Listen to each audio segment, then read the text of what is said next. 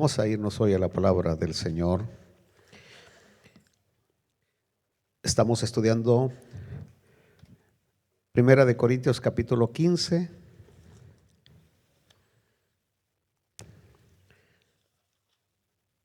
Y estamos hablando del inminente arrebatamiento. El inminente arrebatamiento.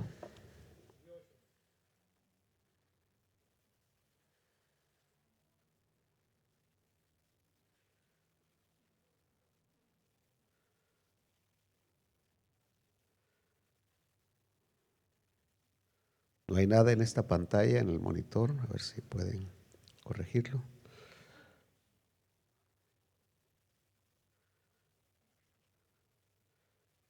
Hay poder en su sangre. El capítulo 15, versículo 51, que es nuestro texto base, cuando San Pablo, el apóstol, el gran teólogo, nos dice: he aquí, os digo un misterio. No todos dormiremos, pero todos seremos transformados. No todos dormiremos, pero todos seremos transformados. Una vez más, Padre Celestial, te pedimos de tu gracia y de tu bendición para exponer con autoridad, Señor, y responsabilidad tu bendita palabra. Edifícanos con ella, salva a los perdidos y fortalece la fe nuestra en el nombre de Jesucristo. Por favor, siéntense.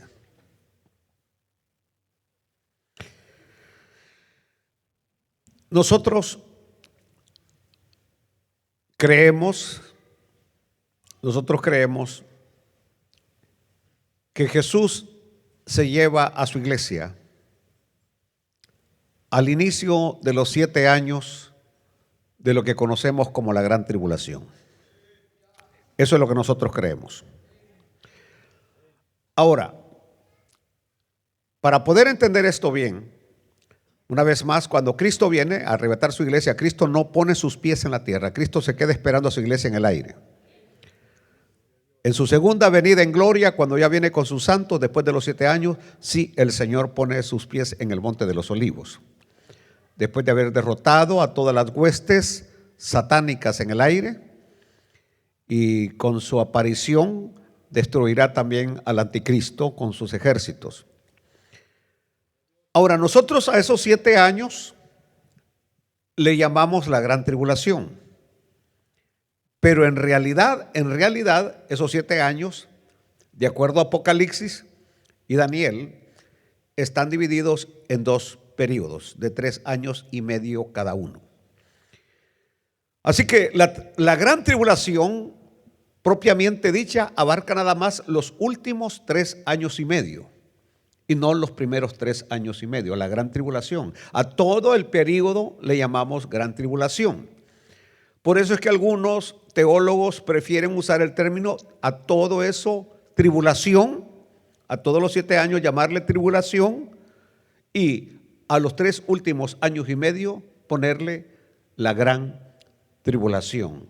Porque en realidad en los primeros 3 años y medio, tal como lo vamos a estudiar después, el anticristo, al contrario, lejos de que sucedan cosas como juicios divinos y todo esto, el anticristo logrará paz, prosperidad, armonía en esta tierra, a tal grado que la gente lo va a seguir.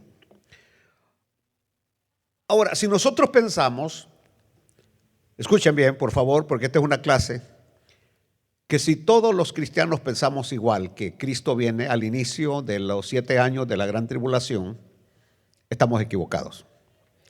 Estamos equivocados. Por ejemplo, hay corrientes, especialmente, por ejemplo, el movimiento de la comunidad alemana, la corriente de la comunidad alemana, que ellos opinan que Cristo no viene al inicio de los 7 años, sino que Cristo viene en medio. En otras palabras, como que deja que la iglesia pase los primeros 3 años y medio de la tribulación aquí en la tierra, como que si la iglesia entonces va a estar todavía presente cuando el anticristo aparezca en los primeros 3 años y medio. Pero que cuando van a venir los juicios divinos, la ira de Dios derramándose, entonces el Señor en la mitad de los 7 años se lleva su iglesia. Esa es una corriente, una línea de pensamiento. Y hay otra línea que todavía es más dura, en el sentido de que ellos dicen que la iglesia pasará todos los 7 años de la gran tribulación, todito la va a pasar la iglesia aquí en la tierra. Y por supuesto sacan textos bíblicos, y por eso la clase de hoy es interesante, porque los que dicen que la iglesia se va a mitad de la semana toman como punto de partida Apocalipsis 12. Los que hablan de que el arrebatamiento es antes de la gran tribulación, aplicamos el capítulo 3 y el capítulo 4 específicamente de Apocalipsis, porque hay un versículo clave en todo esto. Y es que en el capítulo 4 encontramos al ángel diciéndole a Juan: sube acá. Y Juan está representando la iglesia. Y desde el capítulo 2 y capítulo 3, que se mencionan las 7 iglesias, nunca más se vuelve a mencionar a la iglesia hasta en el capítulo 19, en las bodas del Cordero. No se vuelve a mencionar la iglesia. O sea, todo ese capítulo 4, 5, 6, 7, 8, 9, hasta el 19, no se menciona la iglesia. Entonces, ¿a dónde está la iglesia? Pues la iglesia no está porque ya el Señor se la llevó. Eso es lo que nosotros cuando estudiamos la palabra del Señor. Bueno, hay un gran teólogo que yo de repente leo algunas cosas de él, de apellido Dolman, y él escribe lo siguiente. Dice que esto del arrebatamiento antes, en medio o después es una pregunta teórica. Una pregunta teórica. Dice él: si el arrebatamiento sucede antes, en medio o después de la gran tribulación, solo es cuestión de irnos a la palabra del Señor. Y para nosotros debe ser claro que, por ejemplo, como Noé tuvo que entrar en el arca antes del diluvio. ¿Cuándo entró Noé en el arca? Antes del diluvio. Y Lot tuvo que dejar Sodoma y Gomorra antes que cayera el azufre sobre las ciudades pecaminosas. La palabra clave es antes. Noé entra en el arca antes del diluvio. Lot tiene que salir de Sodoma y Gomorra antes que cayera el azufre sobre las ciudades pecaminosas. Así también el Maestro Celestial, nuestro Señor Jesucristo, arrebatará para mí a su iglesia antes de la tribulación. Es decir, tenemos 2 precedentes: el precedente de Noé, el precedente de Lot, y este otro caso que viene no puede ser diferente. Si hay 2 precedentes y Dios ha actuado antes, ¿por qué hoy tendría Dios que cambiar los términos? Así que el Señor, para mí, se lleva a su iglesia antes de la gran tribulación, antes de que el poder del anticristo alcance su punto culminante. ¿Y por qué digo que alcance su punto culminante? Porque la iglesia se va. Escuchen bien lo que voy a decir hoy, porque a lo mejor nunca más ustedes lo van a oír. Pero el anticristo estará ya viviendo en esta tierra. Cuando la iglesia se vaya, el anticristo ya estará ahí. Y por eso es que algunos señalan a uno, señalan a otro. Por ejemplo, ahorita hay un personaje que está en la boca de muchos predicadores como un prospecto para ser el anticristo, por muchas razones, pero no voy a decir quién es, porque muchos se han equivocado y no quiero equivocarme. Pero el anticristo ya estará, ya habrá nacido. Inclusive se calcula que cuando la iglesia se vaya, que sea arrebatada, el anticristo rondará al menos 30 años de edad. 30 años de edad. ¿Por qué 30 años de edad? Porque el ministerio público de nuestro Señor inició a los 30 años. el ministerio, y él va a querer parecerse al Señor en todo. Así que él prácticamente, ¿se recuerdan ustedes cuando el Señor tiene que salir de Galilea, ir a Betábara, al río Jordán, para ser bautizado con Juan a los 30 años? A los 30 años. Ahí el Señor se manifestó, ahí el Señor se reveló, ahí fue donde el Espíritu descendió en forma de paloma y la voz del cielo que dijo: este es mi Hijo amado en el cual tengo complacencia. Entonces el Señor se manifestó, se reveló quién era hasta los 30 años. Así que se cree que el anticristo se va a revelar por lo menos hasta cuando ya tenga 30 años. En otras palabras, la iglesia va a coexistir con ese personaje que no vamos a saber quién es, pero que ya estará en el escenario mundial, ya estará vivo, ya estará presente, ya estará actuando, pero antes que llegue su punto culminante, que se manifieste, que se revele, el Señor viene a llevarse a su pueblo, a su iglesia. Aleluya, aleluya. Bueno, hay algunos otros que creen que el arrebatamiento será selectivo. Y por eso les dije, esta es una clase que si ustedes le ponen mucha atención, van a descubrir muchas cosas que a lo mejor nunca las han entendido. Cuando hablamos de arrebatamiento selectivo, y creo que en lo que es el ámbito hispano nuestro, uno que predicó mucho sobre el arrebatamiento selectivo fue el gran hombre de Dios, G.J. Ávila. El hermano G.J. Ávila hablaba de un arrebatamiento selectivo, al punto que el hermano G.J. Ávila, él en sus campañas decía que si alguien no había sido bautizado con el Espíritu Santo, no se iba en el rapto de la iglesia. Así hablaba el hermano G.J. Ávila, que la persona para tomar parte en el rapto de la iglesia tenía que ser bautizado en el Espíritu Santo, haber hablado en otras lenguas, y que la persona, él hablaba que tenía, las palabras que él usaba prácticamente, literalmente era, tenía que estar como el pan recién salido del horno, calientito, decía él. Tenías que estar caliente, tienes que estar ungido con el Espíritu Santo, y que si no estás ungido no te vas, decía él, en lo que le llamaríamos un arrebatamiento selectivo. Entonces, esta palabra selectivo, si ustedes le ponen atención a los mensajes de muchos predicadores, casi siempre ellos están hablando de un arrebatamiento selectivo. ¿Quiénes se van con el Señor? Estos y estos, como que si ellos fueran Dios, para decidir quién se va y quién no se va. Así que dice, fulano no se va, el que hace esto no se va, la que se pone tacones altos no se va, la que se pone un anillo no se va, etcétera. Y empiezan a hablar de un arrebatamiento selectivo. A esa propuesta yo digo sí y no. Sí y no. No, porque la verdadera iglesia de Jesús ya es una selección. La verdadera iglesia del Señor ya es una selección. Es decir, nosotros como iglesia ya fuimos seleccionados por el Señor para ser iglesia. Eso es lo primero. Es decir, ya somos una selección. El Señor nos llama que somos lo escogido. Los escogidos, nosotros somos los escogidos. Y más vale que usted se meta eso en su cabeza, que usted ha sido escogido por Dios. Somos la selección de Dios, lo que Dios ha escogido.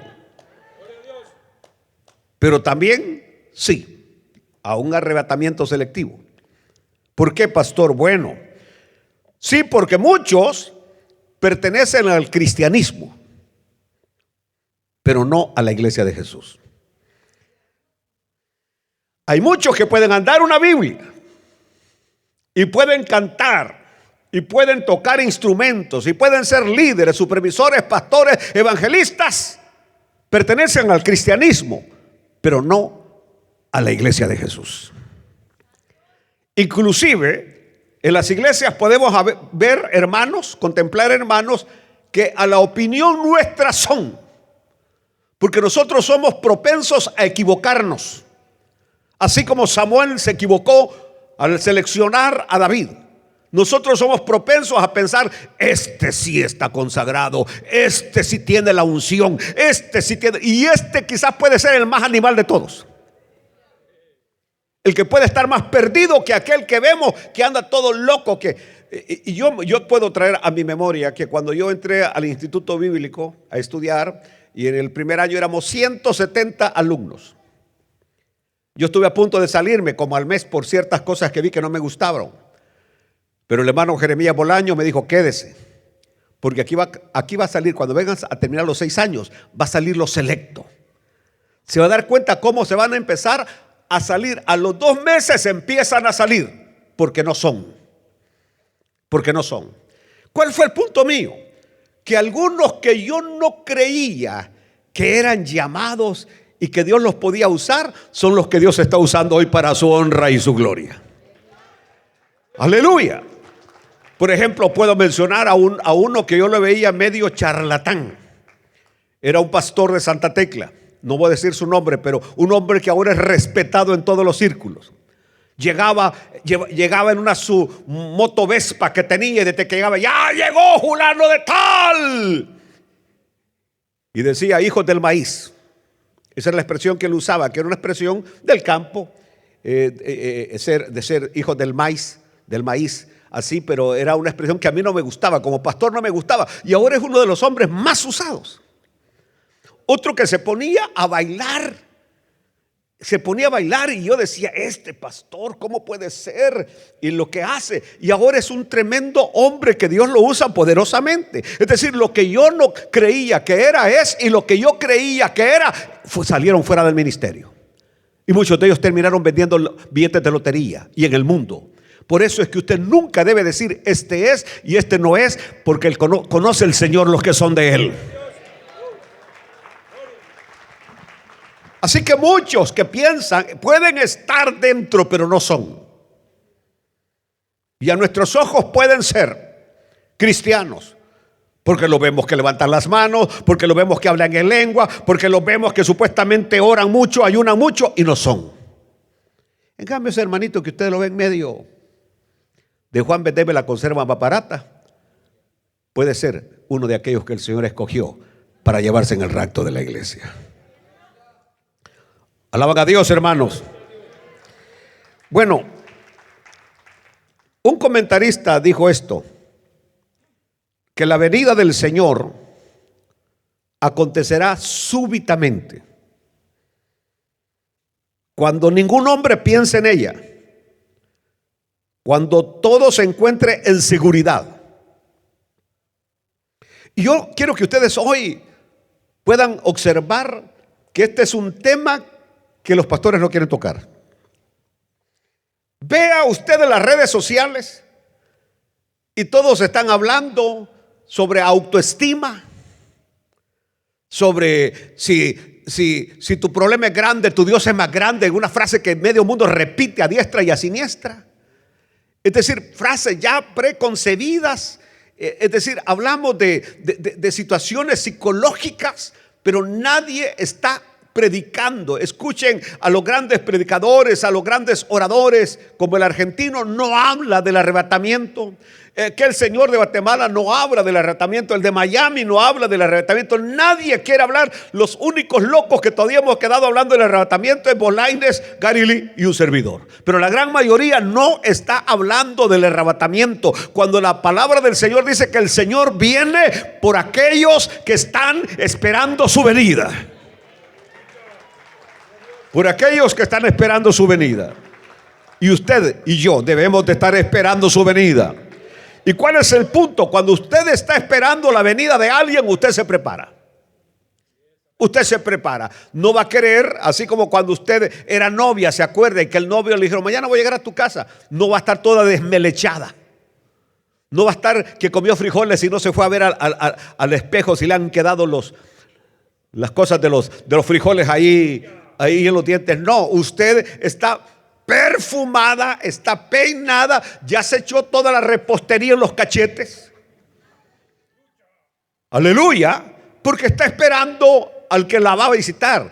Pues la iglesia, cuando está esperando a su Señor, está maquillada, está preparada, está lista, se ha peinado, se ha bañado, espiritualmente hablando. Aleluya. Nadie habla ya del arrebatamiento. Está como la famosa doctrina del infierno. ¿Quién habla del infierno? Nadie quiere hablar del infierno. Y el infierno es real. El purgatorio, que está el catolicismo a punto de abolirlo, no es real. Pero el infierno, señores, sí es real. Y el cielo también es real.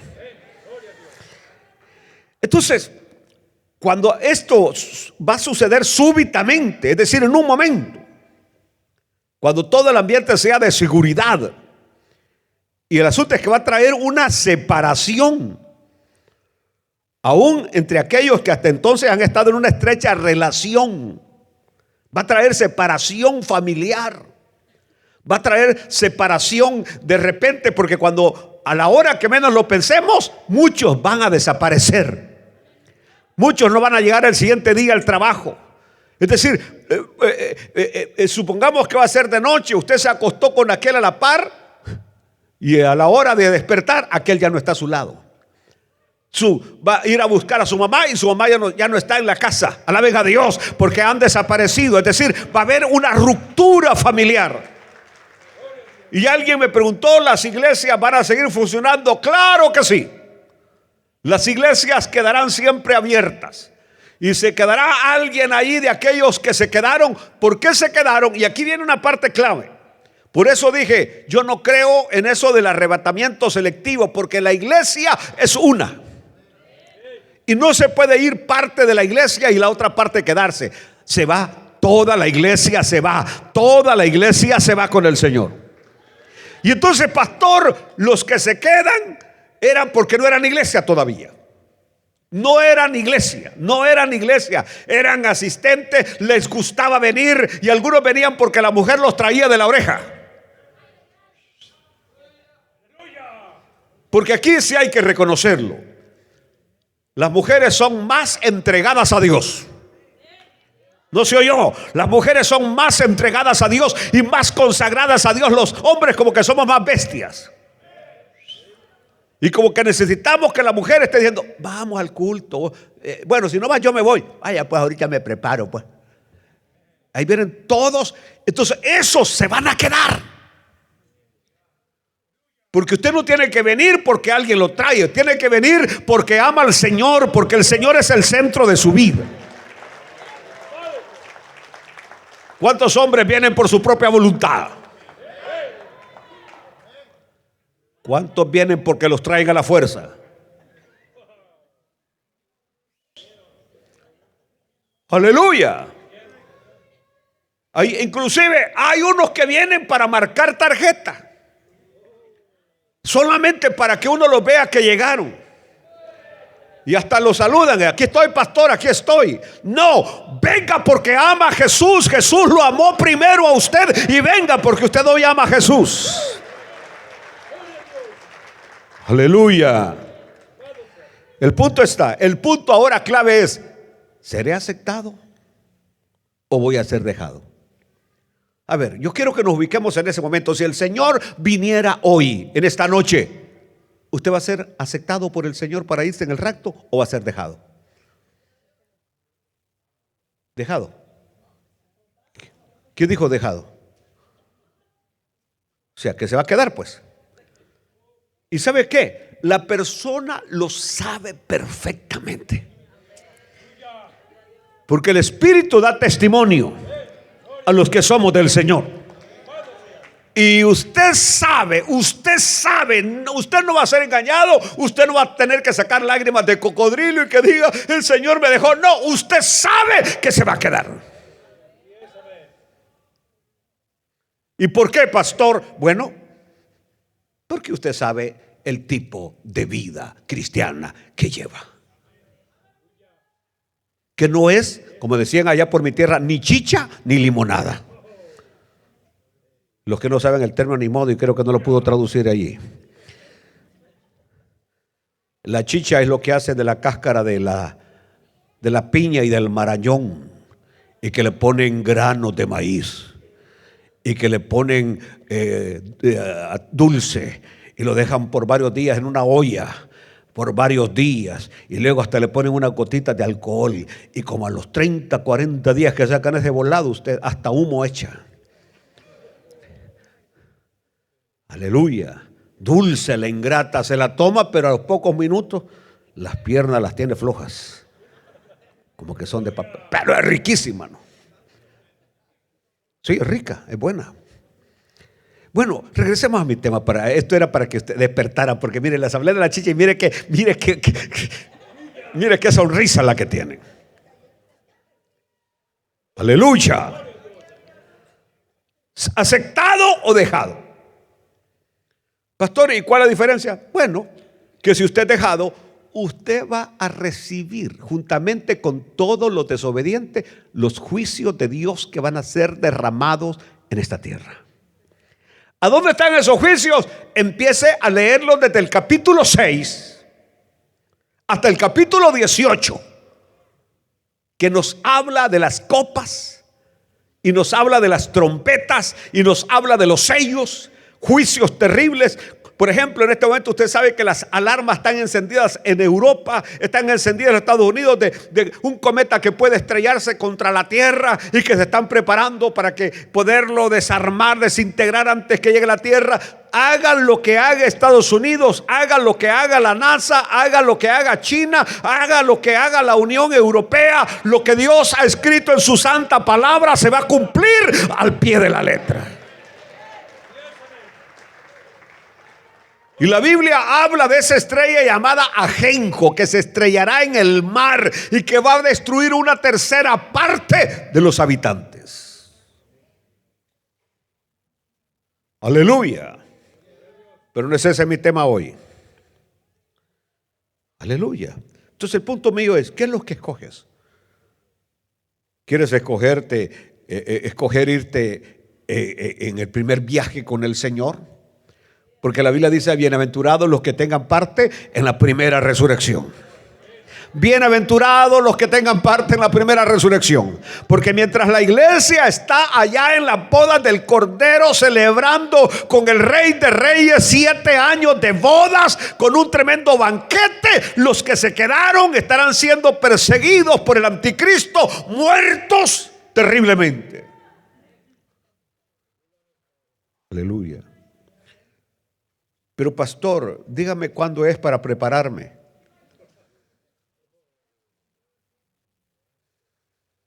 Si el Señor nos mantiene encubierto la hora y el día, yo no le creo a nadie, aunque sea mi amigo Bolaínez, que diga para acá el tiempo, aquí me entra y por aquí me sale. Porque de acuerdo a la Biblia, el día y la hora está encubierto.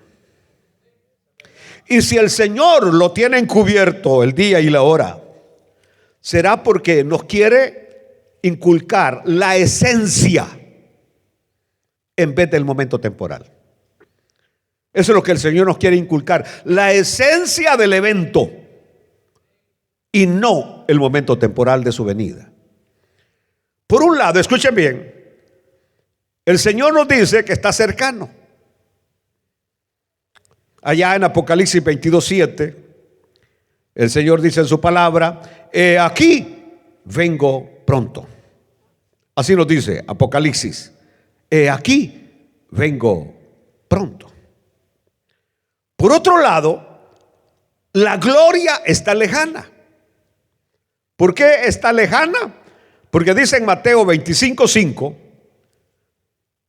aleluya, y tardándose el esposo. Cristo es el esposo, la iglesia es la esposa.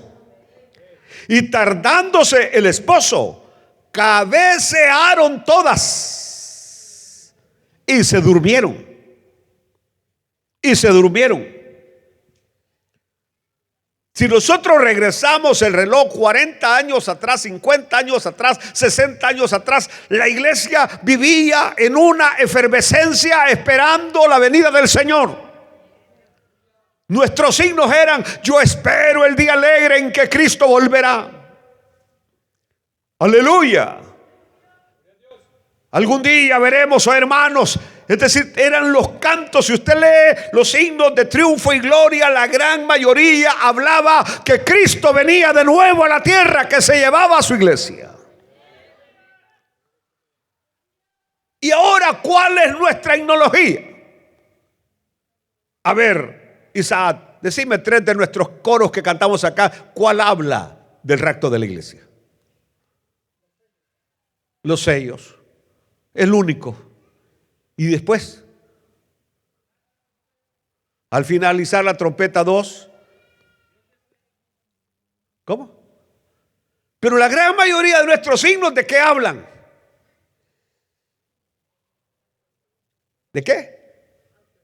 Autoestima. Pues sí, pero así como por ejemplo de guerra, que guerra, que no sé qué, que no sé cuánto. No estamos metiendo la ideología. Y yo compré unos signarios y le dije a los 3 líderes del grupo: metan esos signos, pónganle un arreglo más moderno, porque ya, por supuesto, aquel ritmo viejito, llegaron de los tiempos, ya aburre, ya no es de nosotros, no es de estos tiempos, está desfasado. Es de ponerle un ritmo con trompetas y todo, pero estar hablando, y esa es letra que nos está nosotros advirtiendo que Cristo viene de nuevo a la tierra.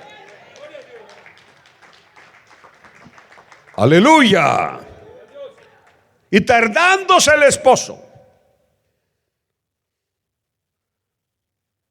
es decir, regresamos por los 60, 70 del siglo pasado, y las iglesias todas, inclusive las vigilias que se hacían, era porque se creía que en alguna noche el Señor iba a venir a llevarse su iglesia. Uno se acostaba y los creyentes de ese tiempo nos arrodillábamos a la orilla de la cama y simplemente le decíamos: Señor, si vienes esta noche, tenme por digno de irme contigo, Señor. Y cuando amanecía y nos levantábamos, orábamos: Señor, este día permite que pueda vivir para ti, Señor. Queríamos estar listos para irnos con el Señor. ¿Y ahora qué? Se levanta enojado buscando las llaves del carro. Se levanta enojado porque no encuentra el otro zapato. Es decir, y se acuesta enojado por múltiples razones. Este es el tiempo que vivimos hoy. ¿Cuántos están esperando al Señor? Aleluya. Y vean ustedes que hay una perspectiva lejana y hay una perspectiva cercana. La cercana nos dice: yo vengo pronto. La lejana dice: tardándose el esposo. La cercana dice: aquí vengo pronto. La perspectiva lejana dice: tardándose el esposo. Y no es que el esposo se ha tardado, sino que el Señor es paciente porque no quiere que nadie se pierda. Nadie se pierda, nadie se pierda. ¿Quién es nadie? De los que Él ha escogido para que sean salvos, para que sean iglesia. No han alcanzado la madurez, el nivel, y el Señor está esperando que te compongas. Aleluya. ¿Por qué? Porque si Él viene, no tienes el punto, así como los aguacates. Los otros aguacates, que cuando uno los parte antes del tiempo, ¿cómo están? Verdes, no se pueden comer. Entonces el Señor quiere que maduremos, que tengamos el nivel, la estatura de aquel varón perfecto que es Cristo Jesús. Y por eso es que Él se tarda. No es que se tarde, sino que es paciente. Y te dice: Toño, ¿hasta cuándo? Y te dice: Manuel, ¿hasta cuándo? Alfredo, ¿hasta cuándo? Marta, ¿hasta cuándo? Chabela, ¿hasta cuándo? Te vas a componer. No quiero que te quedes. Te escogí desde antes de la fundación del mundo. Alcanza el nivel. Aleluya. ¿Por qué hace esto el Señor? Bueno, ¿por qué hace el Señor de hablar: yo vengo pronto, pero habiéndose tardado? Para que vivamos vigilantes, para que estemos vigilantes. Y es lo que su palabra nos dice: velad pues, Mateo 25:13, velad pues, porque no sabéis ni el día ni la hora en que el Hijo del Hombre ha de venir. Velad pues, porque no sabéis el día ni la hora en que el Hijo del Hombre ha de venir. Esas son las palabras de Él. Que hay que estar vigilantes. Hay que estar velando. Porque puede ser hoy, puede ser mañana. Por eso no nos dice el día ni la hora. Para que estemos todo el tiempo, ¿qué? Vigilantes. Por ejemplo, si nosotros supiéramos, escuchen acá. Si nosotros supiéramos, vamos a suponer que el Señor nos dice que este próximo domingo el Señor viene. Que el Señor viene y nos revela próximo domingo, ¿qué fecha es? 21 de diciembre. Vengo. Voy a venir a las 12 del mediodía. Pregunto, ¿cómo va a estar este templo?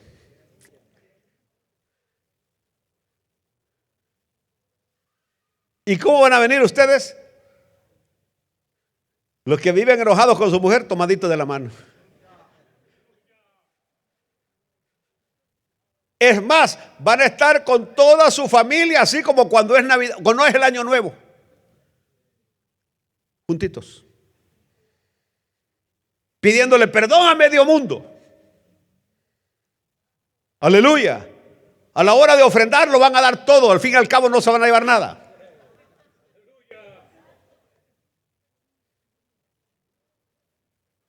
No les importará sus cosas materiales. Ese día no van a venir con sus cadenas de oro, porque eso queda para alguien más.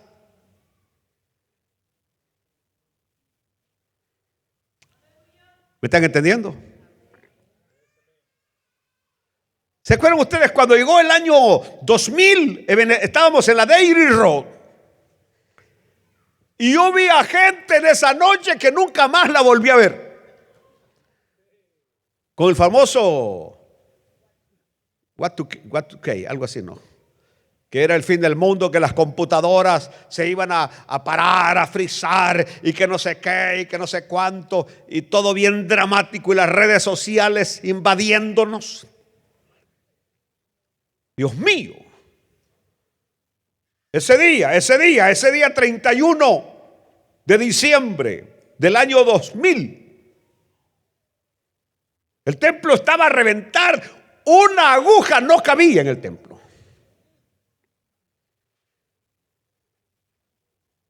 Faltan 5 minutos, queridos hermanos.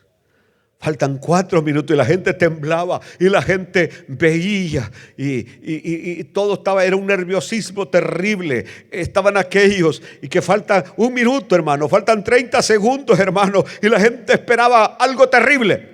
Y cuando llegaron las 12 y sonaron ping, ping, ping, ping, ping, fueron a destapar de nuevo sus botellas de whisky que tenían en la casa los impíos.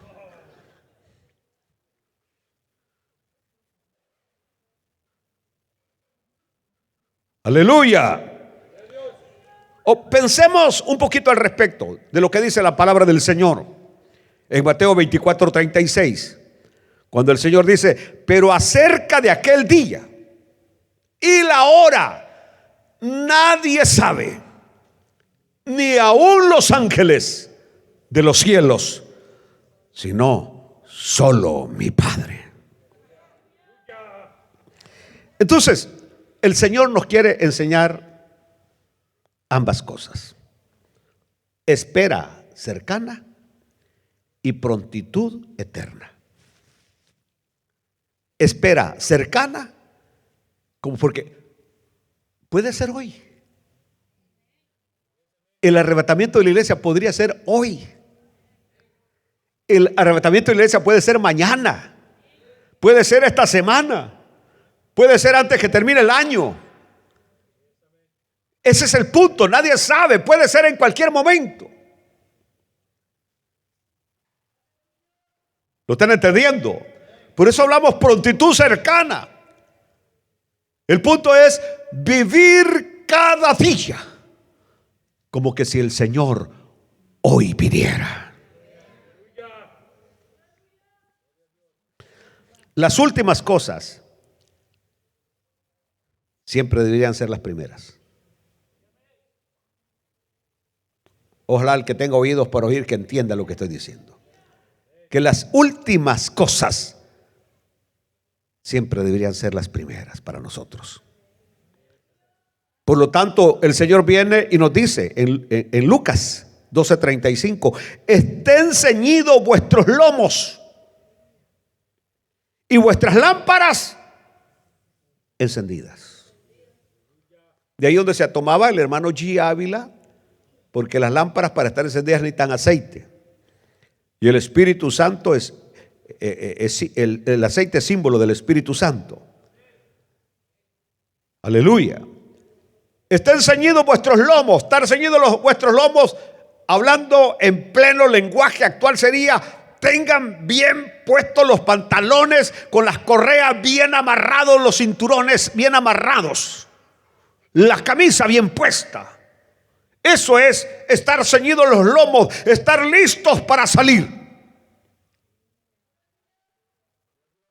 Y no que llegue, mire, ya llegaste, ahorita me pongo los pantalones. No, está listo para salir. Así como el pueblo de Israel, cuando iba a salir en el Éxodo, todos los israelitas esa noche estaban con los lomos ceñidos, listos para salir.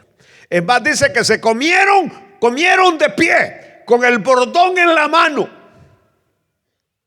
listos para salir. Y la iglesia debe estar con los lomos ceñidos y las lámparas encendidas para salir afuera. Alaben a Dios, salir. En este sentido, miramos hacia los últimos tiempos. Con respecto al gobierno mundial de Jesucristo, porque Cristo va a tener un gobierno mundial. Y la culminación de la era, porque ahí termina la era postdiluviana. La era postdiluviana. Porque hablando desde el punto de vista del diluvio, hay antes del milenio, antediluviana y postdiluviana. Y ahí es donde nosotros tenemos que aprender. Por ejemplo, la ausencia del Señor nos lleva a su venida como Rey. La ausencia del Señor nos lleva a su venida como Rey. El Cristo escondido nos lleva a su manifestación y su revelación. La gloria luminosa de Cristo nos lleva a su esplendorosa revelación.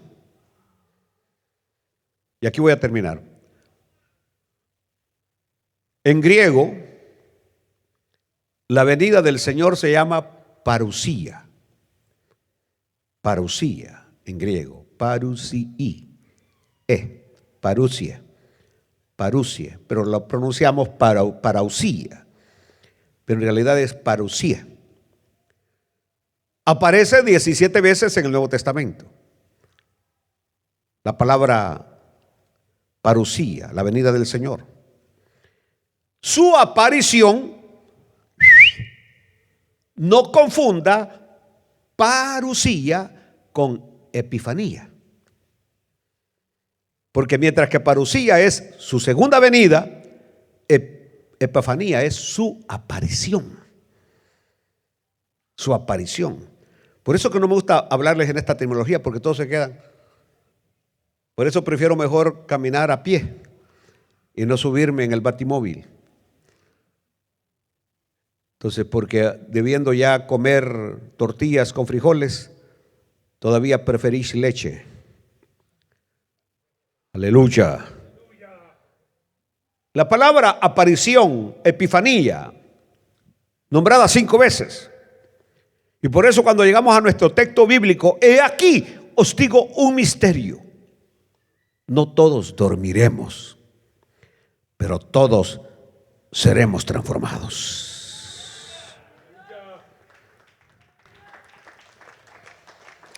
Observen, aquí termino. Esta relación profética entre la perspectiva amplia y la perspectiva cercana. La perspectiva amplia, es decir, la de lejos, y la perspectiva cercana también la encontramos en 1 Tesalonicenses 4, 16 y 17. Aleluya. Porque el Señor mismo, con voz de mando, con voz de arcángel y con trompeta de Dios, descenderá del cielo. Y los muertos en Cristo resucitarán primero. Luego nosotros, los que vivimos, los que hayamos quedado, pongan atención a la palabra, los que hayamos quedado, seremos arrebatados juntamente con ellos en las nubes para recibir al Señor en el aire. Y así estaremos siempre con el Señor.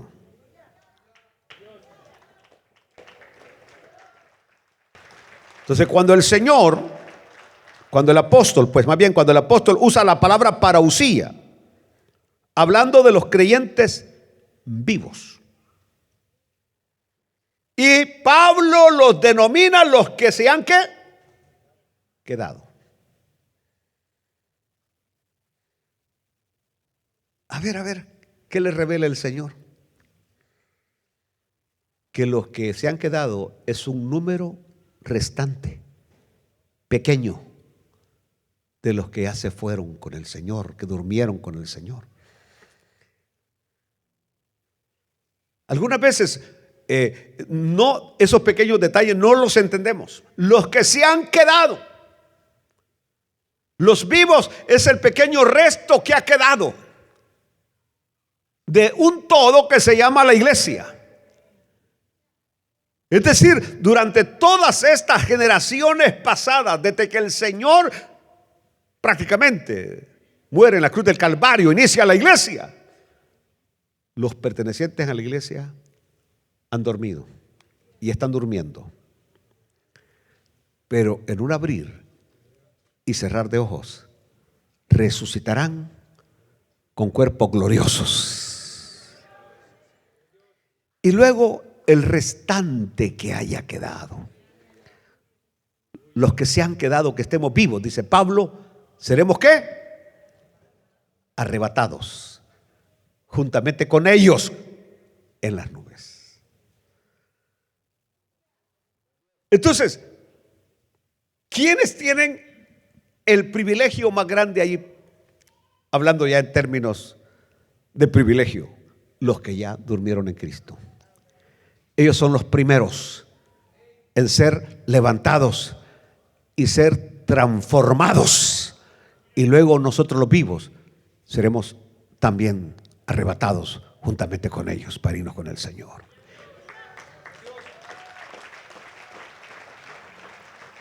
Entonces, morir en Cristo no es pérdida, es ganancia. Por eso es que los voceros de Cristo decían, y para mí el vivir es Cristo, y el morir ganancia es, pues pasó de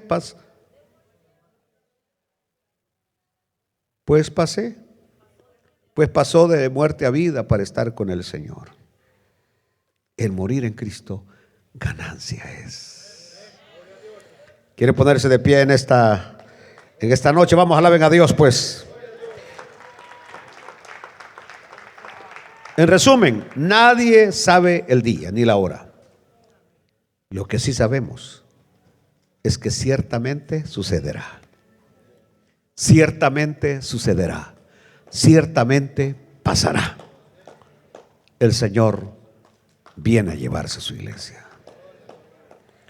Padre, gracias por esta palabra en esta noche.